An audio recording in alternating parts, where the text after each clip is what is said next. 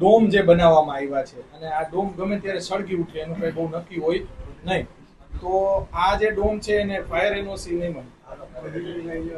Dome પતરા હોય એમને ફાયર એનઓસી ઇસ્યુ નહીં કરી શકાય, કારણ કે સરકારના જે નિયમો છે એમાં પણ જોગવાઈઓ છે.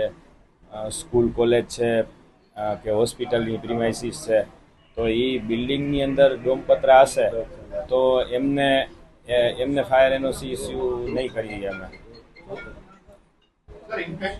અંદાજિત કેટલા આવા બાંધકામો હશે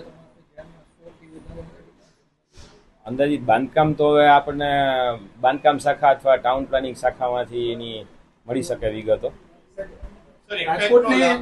રાજકોટની હોસ્પિટલો અને સ્કૂલો એ વારંવાર અમે વિઝ્યુઅલ્સ લીધા છે, તો આ જે સ્કૂલો હોસ્પિટલો જે ડોમ બનાવ્યા છે એ ડોમ ગમે ત્યારે સળગી જાય અને નક્કી ન હોય, તો આના સામે એ લોકોને મળે કે ન મળે ફાયર એનઓસી? ના, ડોમ પતરા હશે તો એને ફાયર એનઓસી ઇસ્યુ નહીં કરી શકીએ. ઇમ્પેક્ટમાં કોઈ મંજૂરી લીધી હોય ડોમની, પતરાના ડોમની, તો એ માન્ય છે કે એને ફાયર એનઓસી ન આપી શકે?